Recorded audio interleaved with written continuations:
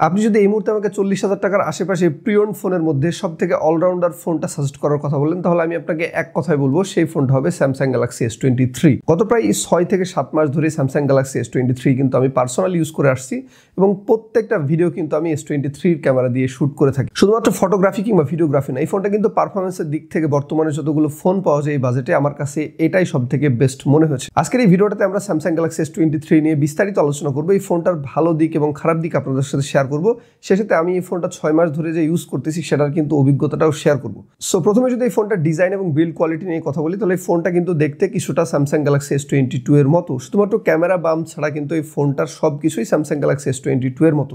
এই ফোনটার সামনে এবং পেছনের দিকে গরিলা গ্লাস ভিক্টাসের প্রোটেকশন আছে, সেই সাথে কিন্তু অ্যালুমিনিয়াম ফ্রেম ইউজ করা হয়েছে। তবে ফোনটা যেহেতু গ্লাস ব্যাক দেওয়া হয়েছে একটু পিছলা হয়ে থাকে, অর্থাৎ আপনাকে এই ফোনটা নিলে অবশ্যই কাভার ইউজ করতে হবে, নাহলে কিন্তু হাত থেকে পড়ে যাওয়ার চান্স আছে। শেষে এই ফোনটা কিন্তু দেখতে খুবই ছোটোখাটো এবং কম্প্যাক্ট। আপনারা যারা ছোটো ফোন পছন্দ করেন বা একদম ছোটোখাটো হাত বা ছোটো ফোন ইউজ করতে স্বাচ্ছন্দ্য বোধ করেন, তাদের জন্য এই ফোনটা এক কথায় অসাধারণ হবে, কারণ এটা ইজিলি এক হাত দিয়ে ইউজ করা যায়। শেষে এই ফোনটার সামনের দিকে একটা ন্যারো বেজেল ডিসপ্লে থাকার কারণে কিন্তু দেখতে খুবই সুন্দর লাগে, অর্থাৎ চারিদিকে একদম সিমেট্রিক্যাল এবং ন্যারো বেজেল থাকার কারণে এই সামনের দিক থেকেও কিন্তু ফোনটা দেখতে খুবই সুন্দর। সো ডিজাইন এবং বিল্ড কোয়ালিটির দিক থেকে যদি চিন্তা করি, তাহলে এই ফোনটা কিন্তু বর্তমানে যতগুলো ফ্ল্যাগশিপ ফোন পাওয়া যায় ঠিক ওই রকমই দেখতেও অনেকটা মডার্ন এবং স্টাইলিশ, সেই সাথে কিন্তু এটা খুবই হ্যান্ডি একটা ডিভাইস। এই ফোনটায় 6.1 ইঞ্চির একটা ডাইনামিক অ্যামোলেড প্যানেল ইউজ করা হয়েছে, যেটা রেজুলেশন ফুল HD+। এর ডিসপ্লেটা কিন্তু খুবই সুন্দর এবং সেই সাথে খুবই কালারফুল। আপনারা সবাই জানেন স্যামসাংয়ের ডিসপ্লে কিন্তু অনেক সুন্দর হয়ে থাকে, বিশেষ করে স্যামসাংয়ের যত ফ্ল্যাগশিপ লেভেল ফোনগুলো আছে প্রত্যেকটা ডিসপ্লে কিন্তু খুবই অসাধারণ। স্যামসাং ফোনের ডিসপ্লে যেমনি খুবই সুন্দর, সেই সাথে কিন্তু এই ফোনটার ডিসপ্লেতে গ্রিন লাইনের ইস্যুটাও অনেক বেশি অন্যান্য ফোনের তুলনায়, যে কারণে অনেকেই কিন্তু এই গ্রিন লাইনের ভয়ে স্যামসাংয়ের ডিভাইস কিনতে চান না। এই ডিসপ্লেটা দিয়ে কিন্তু আপনি যে কোনো ধরনের মিডিয়া কনজিউম করে খুবই মজা পাবেন। সেই সাথে এটাই কিন্তু HDR10+ সাপোর্ট থাকার কারণে আপনি কিন্তু নেটফ্লিক্স বা অন্যান্য কন্টেন্ট দেখেও বেশ মজা পাবেন। সেই সাথে এই ফোনটা কিন্তু আন্ডার ডিসপ্লে ফিঙ্গারপ্রিন্ট ইউজ করা হয়েছে, যেটা খুবই সুপার ফাস্ট, অর্থাৎ আল্ট্রাসনিক ফিঙ্গারপ্রিন্ট থাকার কারণে কিন্তু এটা খুবই ফাস্ট কাজ করে। এই ফোনটায় 1700 নিটস পর্যন্ত পিক ব্রাইটনেস থাকছে, যার ফলে আপনি কিন্তু ডে লাইটে এই ফোনটা ইজিলি ইউজ করতে পারবেন কোনো ধরনের অসুবিধা ছাড়াই। এবার যদি এই ফোনটার হার্ডওয়্যার এবং সফটওয়্যার সেকশন নিয়ে কথা বলি, তাহলে এই ফোনটাই কিন্তু চিপসেট হিসেবে ইউজ করা হয়েছে কোয়ালকমের ফ্ল্যাগশিপ প্রসেসর স্ন্যাপড্রাগন 8 Gen 2। এই প্রসেসরটা দিয়ে আপনি ইজিলি পাবজি, ফ্রি ফায়ার থেকে শুরু করে কল অফ ডিউটির মতো গেমগুলো কিন্তু হাই গ্রাফিক্সে খেলতে পারবেন। এছাড়া অন্যান্য মাল্টিটাস্কিং কাজ যেমন ভিডিও এডিটিং থেকে শুরু করে অন্যান্য হেভি কাজ কিন্তু আপনি ইজিলি করতে পারবেন, এবং এই কাজগুলো কিন্তু আপনি আরও নেক্সট 2-3 বছর ইজিলি করতে পারবেন কোনো ধরনের কোনো প্রবলেম ছাড়াই। শেষেতে এই ফোনটা কিন্তু এই মুহূর্তে অ্যান্ড্রয়েড 15 রান করতেছে এবং এটা কিন্তু অ্যান্ড্রয়েড 20 পর্যন্ত সাপোর্ট পেতে পারে, কারণ 4টা মেজর আপডেটের কথা বলা হয়েছে। শেষেতে এই ফোনটাতে স্যামসাংয়ের One UI 7.0 কিন্তু এই মুহূর্তে রান করতেছে, এবং স্যামসাংয়ের এই ইউআইটা কিন্তু আমার কাছে খুবই ভালো লেগেছে, অর্থাৎ এটা কিন্তু খুব বেশি কাস্টমাইজ করা যায়, সেই সাথে কিন্তু খুব বেশি আজেবাজে অ্যাপসও নাই এবং এটার ইউজার এক্সপিরিয়েন্স খুবই ভালো লাগে আমার কাছে। এই ফোনটা স্টোরেজ হিসেবে আপনি 128GB, 256GB এবং 512GB পর্যন্ত সুবিধা পেয়ে যাচ্ছেন, সে সাথে 8GB র্যামের ব্যাকআপ থাকছে। এবার যদি এই ফোনটার ক্যামেরা সেকশন নিয়ে কথা বলি, তাহলে এই ফোনটার পেছনে কিন্তু 3টা ক্যামেরা ইউজ করা হয়েছে। এর মেন সেন্সরটা হচ্ছে 50 মেগাপিক্সেলের, সেই সাথে 10 মেগাপিক্সেলের একটা টেলিফটো সেন্সরও ইউজ করা হয়েছে।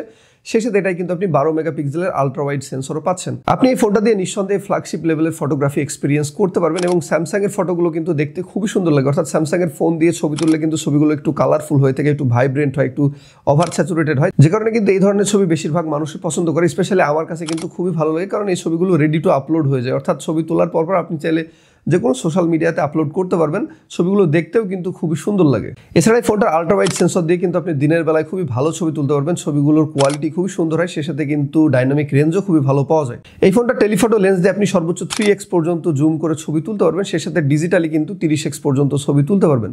সর্বোচ্চ 3x বা 5x পর্যন্ত এটা খুবই ভালো ছবি দেয়, কিন্তু আপনি যখন 30x জুম করে বা ডিজিটালি জুম করে ছবি তুলতে যাবেন, ছবিগুলোর কোয়ালিটি অনেকটা খারাপ হয়ে যায় এবং ফেটে যায়।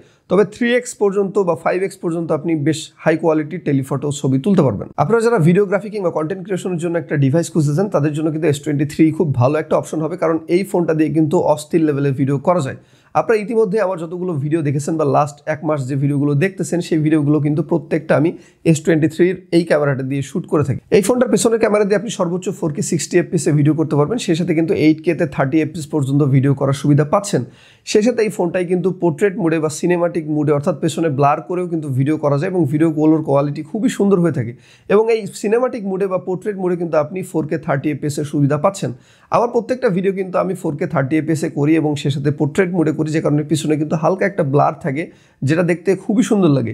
সে সাথে এই ফোনটায় কিন্তু ব্লারটাও কন্ট্রোল করা যায়, অর্থাৎ আপনি চাইলে এটাকে বেশি ব্লার করে ভিডিও করতে পারেন অথবা কম ব্লার করে ভিডিও করতে পারেন, আপনার যেভাবে ইচ্ছা আপনি ওইভাবে কিন্তু কাস্টমাইজ করে নিতে পারেন। সেই সাথে এই ফোনটা সামনের দিকে 10 মেগাপিক্সেল ক্যামেরা দিয়ে কিন্তু আপনি বেশ ভালো ছবি তুলতে পারবেন, ভালো ভালো সেলফি পাবেন অনায়াসে, এবং এটা দিয়েও কিন্তু 4K 60 fps আপনি ভিডিওগ্রাফি করতে পারবেন। তবে আমি আপনাদেরকে সাজেস্ট করবো এই ফোনটার ব্যাক ক্যামেরা দিয়ে সবসময় ভিডিও করতে, কারণ এর ব্যাক ক্যামেরা দিয়ে কিন্তু অস্থির লেভেলের ভিডিওগ্রাফি হয়। এবার যদি এই ফোনটার ব্যাটারি সেকশন নিয়ে কথা বলি, তাহলে এই ফোনটায় কিন্তু 3900 mAh ব্যাটারি ইউজ করা হয়েছে, সেই সাথে কিন্তু আপনি সর্বোচ্চ 25 ওয়াট পর্যন্ত চার্জিংয়ের সাপোর্ট পাচ্ছেন। আপনারা যারা হেভি ইউজার আছেন তাদের জন্য আসলে এই ব্যাটারিটা খুবই কম হতে পারে, অর্থাৎ আপনাকে দিনে কিন্তু 2বার চার্জ করতে হতে পারে। তবে আপনারা যারা নর্মাল ইউজার আছেন, নর্মালি ফোন ইউজ করেন, তাদের কাছে কিন্তু এটা অনায়াসে একদিন চলে যাবে। সেক্ষেত্রে আপনি যদি 60 হার্জে এই ফোনটা ইউজ করেন, অর্থাৎ 120 হার্জে না ইউজ করেন, সেক্ষেত্রে কিন্তু আপনি আরও ভালো ব্যাটারি ব্যাকআপ পাবেন। আমি যেহেতু একজন হেভি ইউজার, তারপরে কিন্তু আমার মোটামুটি বেশ ভালোই ব্যাটারি ব্যাকআপ থাকে, তারপরে আমাকে কিন্তু সন্ধ্যার দিকে বা রাতে ব্যাটারি চার্জ করতেই হয়। অর্থাৎ স্যামসাং গ্যালাক্সি S23 নিয়ে যদি আমি এক কথায় বলি, তাহলে আপনারা যারা কন্টেন্ট ক্রিয়েশনের জন্য বা ভিডিওগ্রাফির জন্য একটা ডিভাইস খুঁজতেছেন, তাদের জন্য কিন্তু নিঃসন্দেহে বেস্ট একটা ফোন হতে পারে স্যামসাং গ্যালাক্সি S23। সেই সাথে আপনারা যারা গেমার আছেন অর্থাৎ গেমিং করতে চান, তাদের জন্য কিন্তু খুবই ভালো একটা অপশন হবে, কারণ এই ফোনটাতে খুবই পাওয়ারফুল একটা চিপসেট ইউজ করা হয়েছে। আমার কাছে পার্সোনালি মনে হয় এই ফোনটা গ্রিন লাইনের প্রবলেম ছাড়া সব দিক থেকে একদম পারফেক্ট। যদিও গ্রিন লাইনের সমস্যাটা আসলে ভাগ্যের ব্যাপার, অর্থাৎ আপনি যদি ফোনটাকে আপডেট করেন তাহলে কিন্তু গ্রিন লাইন অটোমেটিক্যালি চলে আসবে বা একটা সময় কিন্তু গ্রিন লাইন পড়বে, যে কারণে অনেকেই কিন্তু ফোন কেনার পরে অটো আপডেটটা বন্ধ করে রাখে, যার ফলে কিন্তু অনেক দিন ইউজ করা যায়। সেক্ষেত্রে আমার এই ফোনটা জাপানি ভেরিয়েন্ট হওয়ার কারণে এই ফোনটা কিন্তু বেশ কিছু ভালো দিক আছে, যেমন এই ফোনটা সারাদিন হেভি ইউজ করলেও এটা কিন্তু কোনো ধরনের কোনো হিটিং ইস্যু থাকে না। সেই সাথে 30-40 মিনিট একটানা ভিডিওগ্রাফি করলে এই ফোনটা খুব বেশি হিট হয় না।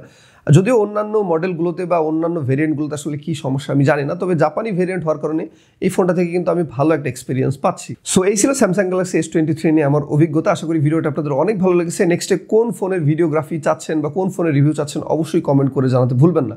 আমার ভিডিওগুলো যদি আপনার কাছে ইউজফুল মনে হয়ে থাকে, প্লিজ আমার চ্যানেলটি সাবস্ক্রাইব করতেও ভুলবেন না। ধন্যবাদ সবাইকে, ভালো থাকবেন।